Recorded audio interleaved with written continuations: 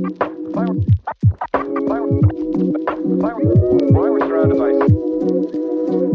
the first pick in the 2024 NFL Draft.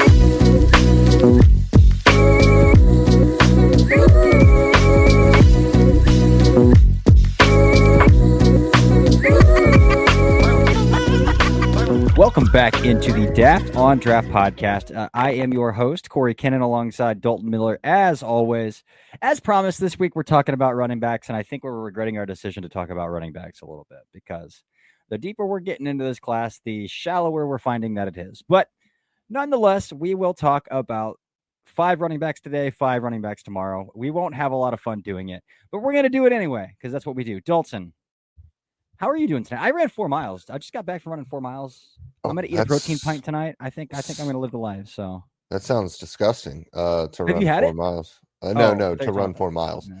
I don't know what a protein pint is. Dude, so it's a protein ice cream. I find it at Kroger.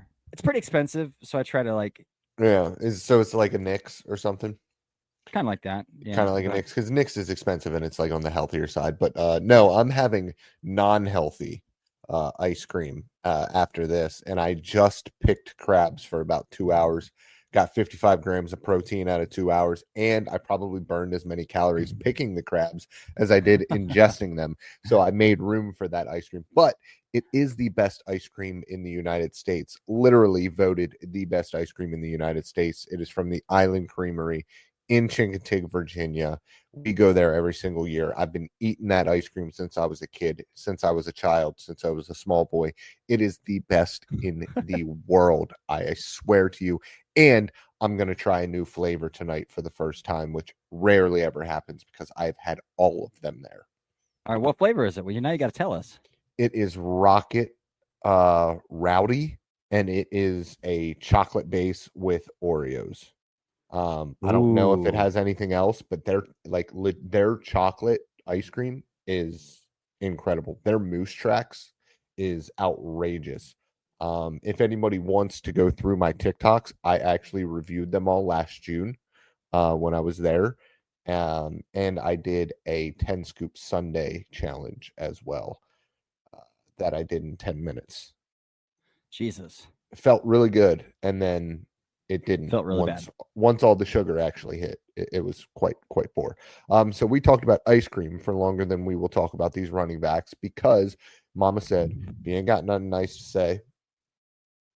And then for the people listening to this and not watching it, I zipped my mouth shut there. Yeah. So, do you want to start with the good ones or start with the? Let's just start with the order of kind of where they were on the list, which would be Demon, and then Washington, Taylor, Haynes, and then Miller. So sounds great. Demon Claiborne from Wake Forest. Bryson Washington, Darius Taylor from Minnesota, Justice Haynes from Michigan, and Jamarian or Jam Miller from Alabama.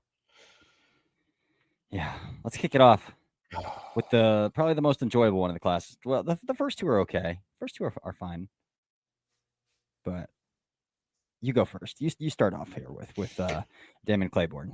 Yeah, outstanding acceleration. The ability to capture the corner is there with him in spades. He is, for me, he's the quintessential college running back where you just watch, and it's so much fun to watch him as a college running back. He's really got that get skinny ability, which makes sense because he's like 5'10", 190 pounds. But that ability to get in between the tackles and find those little tiny gaps and slice through them to really maximize what he's able to see up front. He's outrageously elusive as a one-cut back. He's outstandingly deceptive. Great acceleration in and out of breaks. He is rarely ever actually contacted by the first man that's in his face. However, that's where the good stuff ends because he's too small to be a feature back in the NFL. He gets absolutely, positively annihilated in pass protection, even though he Mhm. tries. He does try, man. He tries so Yeah, hard. The effort's he there. doesn't have a ton of work out of the backfield as a wide receiver, so 3-down back work isn't there, especially if you can't pass protect at the NFL level.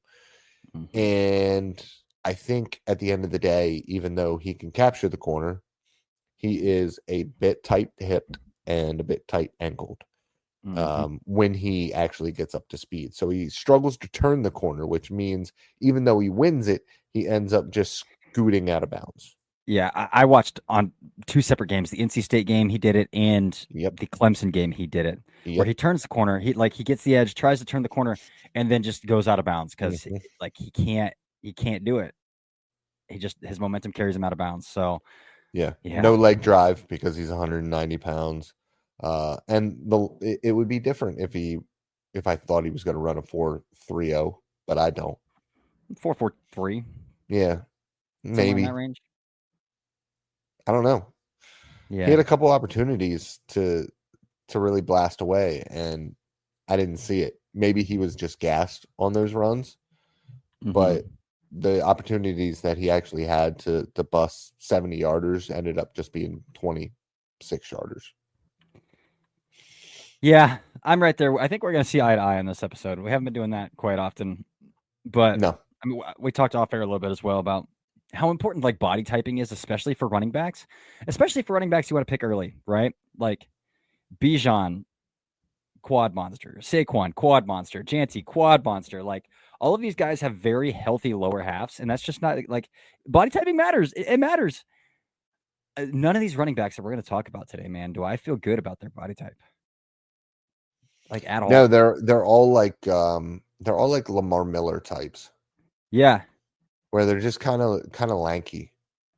And like if you are going to be a little bit on the lankier side, you got to run like a 4.4. You got to run like a 4.38, and you have to be overly elusive. Jahmyr Gibbs, Chris Johnson, if you want to go all the way back to the mid 2000s, like you have to be able to just burn everybody. Then you have to have burners, and I don't see that with any of the guys that we've talked about or that we've watched or are going to talk about today. It's just I think one of them has it. I think one of them has it, but we'll get to them. Yeah, potential. Yeah, yeah. Okay. Yeah, we'll get to it. Interesting. All right. I think that's it for Damon Claiborne. Let's move on to Darius Taylor at Minnesota. Same thing here, man. Kind of spaghetti-legged. Like very spaghetti-legged, in my opinion, in terms of his lower half.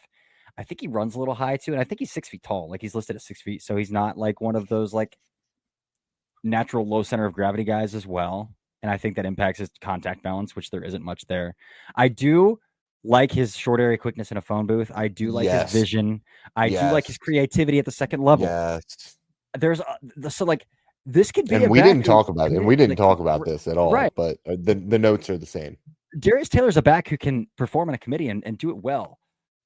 He's not going to be a bell cow. Again, he doesn't contribute a lot in the pass game. He doesn't contribute a lot as a pass protector. The contact balance isn't there. So he doesn't have like the workhorse profile.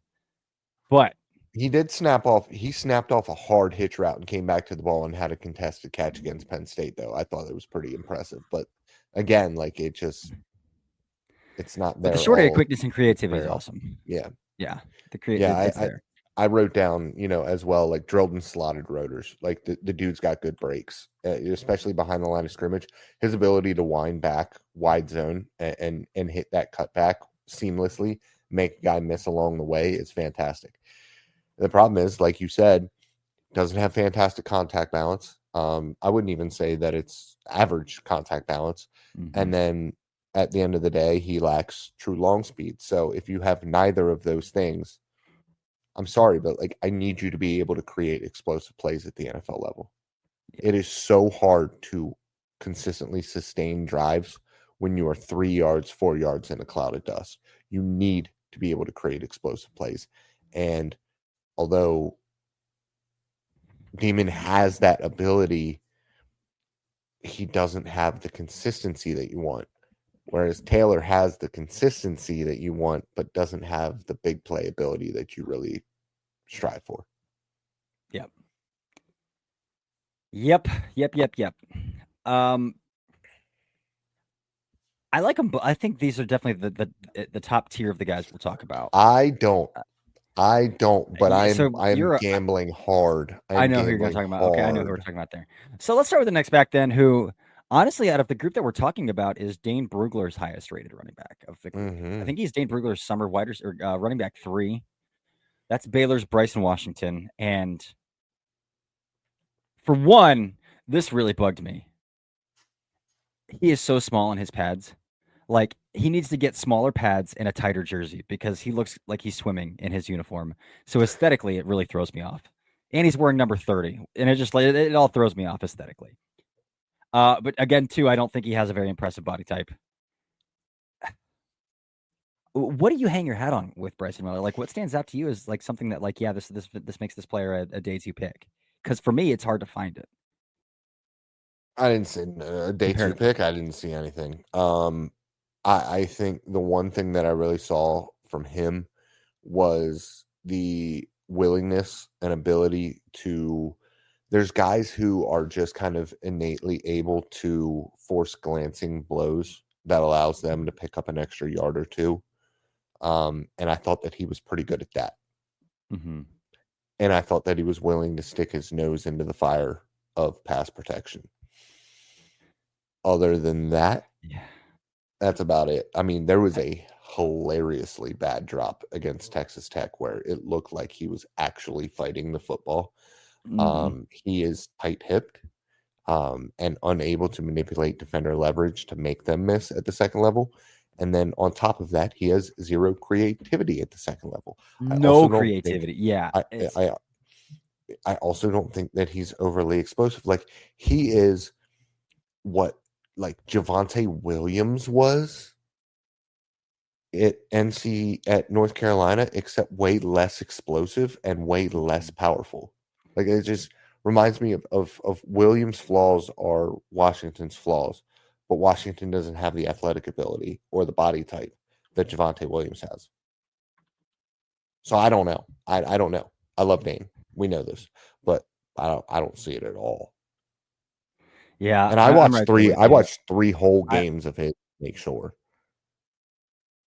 Yeah, I watched 3 games too, and I was like, yeah, I'm right there. I don't see it with Bryson Washington. Moving on, we don't need to spend more time on. No. I think this is the back that you're betting on, going from Alabama to Michigan here. Mm-hmm. Justice Haynes. Mm-hmm. I get betting on it. I could get there. Down consistency with him, man, is unbelievably bad. I need hope. Like, I sent you a screenshot one play where, like, he completely ran into traffic when there's a cut that he just doesn't see. And I'm like, what is going on here? And then literally like 10 minutes later, I send you a text message that says, Justice Haynes has some creativity. So it's like, does he have good vision or does he not? What I think it is like, I don't think he answers the riddles in murky waters in traffic. But once he opens up for him a little bit, he sees green grass and he knows how to get there. He knows how to find it. He knows how to, like. I think you're exactly right. I think when it's muddy, he just says, "Okay, head down, let's go forward." And then if there is a little bit of green grass, and I think I texted you this, it would be like 2-yard gain, 1-yard gain, -4-yard gain, -3-yard gain, 1-yard gain, 1-yard gain, 1-yard gain, -3-yard gain, 45-yard gain. He breaks 4 tackles and makes 4 guys miss. Like, it just, like, all of a sudden he brings out this Marshawn Lynch run, and it's like, oh god, did it twice in the Missouri game. Yeah. He had 2 runs like that in the Missouri game. Yeah, he had a couple in the LSU game too, or not the LSU game, the USF game. But he also touches the ball like 8 times a game, so it's so hard to get a feel for it. So this begs the question: what's going on in practice? What's going in team meetings that he got out-touched by Jam Miller, who we'll talk about next, who we thought was a vastly inferior. Well, Jam's older too. True. Alabama just runs like 12 guys. Yeah, I mean, they kind of do. They don't play the Bama doesn't play the seniority game. They kept playing Tua or kept playing Hurts for a long Hurts time over Tua. Yeah. And That's they just fair. have so many recruits. Like they have so Yeah. many backs all of the time that there's going to be a little bit of a rotation, anyways. But Yeah. the fact of the matter is, he probably didn't get as much time because he is kind of blind. A little bit. And again, The other guy's not blind, but we'll get to his flaws here in a second. well, But when you look at Haynes, man, he's physically gifted, and out of all of these guys, I'll at least bet on that. I'll bet on. I think he's the thickest out of all of these guys. for sure. He's the strongest naturally. He had one rep where he put his head down, which like crown of the helmet was down and it was kind of dangerous. But Buddy bounced right off of him. Was that the Missouri game? Yeah, I think so. Right up the middle, left side. Yep. I think he's laterally explosive. I think he's got downhill explosiveness. And then I think he also has enough long speed that I look for when it comes to breaking big plays and being explosive. Now, if he can be just somewhat consistent and work on the eyes just a little bit, we're working with something there. But at the end of the day, we've seen it with guys like Miles Sanders. Like, it doesn't matter how shifty you are. It doesn't matter how talented you are out of the backfield. If you can't consistently go where you need to go, you're not going to have a successful NFL career. Yeah, the only thing I would push back on maybe a little bit here is I'm probably a little less bullish on his explosiveness than you. Like I didn't see a breakaway gear. He can definitely get the edge, but like I thought more so those 2 runs against Missouri had less to do with like breakaway speed than it did. I thought he hunting had green, like being creative. I think he'll run and making guys miss. I think he'll run a sub 4.5. Yeah, that's fine. That's fast. I mean that's fair, but like I'm talking like game breaking, like can one bust guy the game has, wide open kind of one speed. guy has that a year. I don't know about that. Well, you might be right. You might be right there. Outside of 2023, that was kind of an like with Gibbs and Bijan both could really go. I'm trying to think. But again, and maybe Saquon Geis, but those we're talking about 2 quad monsters there too, and Geis didn't pan out for obvious reasons. But yeah, Saquon and Geis, maybe like that's. You're right, 1 or 2 guys. That's fair. Yeah. That's a fair assessment. All right, let's talk about it. Jam Miller. Okay, we're gonna have an honest assessment. We also understand that Jam Miller just had like a shoulder injury and he's gonna miss some time. But you said he had some vision. Some might be appropriate because there were times when I just felt like he said, "F it, I'm just going to put my head down." That's exactly and I'm going to run into the back of my guys, and I'm just going to try to get 2 or 3 yards. I probably counted 4, maybe 5 times where like if he were a little more patient, a backside cut opened up, but like he doesn't look backside. He doesn't have the creativity to find a backside cut, to wait for those backside lanes to open up. Because like for the most part, the right side of Bama's offensive line was really bad. Like Jaden Roberts, Elijah Pritchett, like weren't great. But he never looked to cut off the back hip of Tyler Booker. He never looked to cut off the back hip of Caden Proctor and outside zone looks. There's just so many times where it's like, well, I'm just gonna burrow my way in here and try to get a couple yards. And that frustrates me. That frustrated me. I thought he also tried to show some short area quickness, but dude, it took him like 4 steps to throttle down. Like he wants to do this like shimmy shake in the open field, but he doesn't move anybody. He's listed at like 5'9" or 5'10", but he plays like he's 6 foot. He plays straight up, man. Straight up. I think he's got some juice. So like I'll give him that. I think he's got some juice. I think when he was in very open space, like a very open space, he was able to make a guy miss. But I struggle with a 5'10", 220-pound back who goes down on first contact almost every single time he gets. Like, I mean, the wind is blowing this young man over. Mm-hmm. And it's brutal. You can't. Can't have that.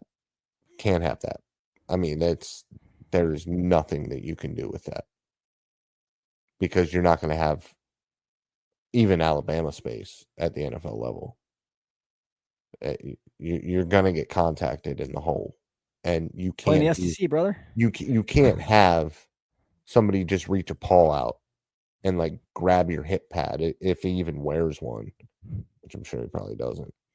Just grab the jersey there and be able to hold you up, especially when you're 220 pounds and half of the time you're just putting your head down and trying to run straight forward anyways. Yeah. So some tough tape from these backs, but I was most disappointed relative to my impression of the player when I first saw them than Jam Miller. Yep. Right there with you. And again, doesn't offer anything in the passing game as a pass protector or as a receiver. It's just like, it's tough. It's tough. That's all we got for today's episode. We had to get a little creative for tomorrow's episode because we did have Quentin Joyner on our list, and Quentin Joyner just suffered a season-ending ACL injury. So we'll talk about him next summer, maybe, probably into season next year at that point because we won't have any 2025 tape. So tomorrow we are going to talk about Texas A&M's Le'Veon Moss, Oklahoma's Jaden Ott, Miami's Mark Fletcher, Washington's Jonah Coleman, and Rutgers' CJ Campbell coming up on the. I think tomorrow is going to be a better day. I hope so. I think tomorrow is going to be a better day. I hope so. All right, Dalton, that's all I got, man. Yeah, I'm going to go eat my protein ice cream. Yeah, you guys know I love you. I'm going to go eat my regular ice cream, and then I'm going to go to bed. Sounds great. I'm going to be up late tonight. I got some reception perception quarterback charting to do, so we're going to knock some stuff out tonight. There you go. But until next time, I'm Corey, that's Dalton, and this is another episode of the Daft on Draft Podcast.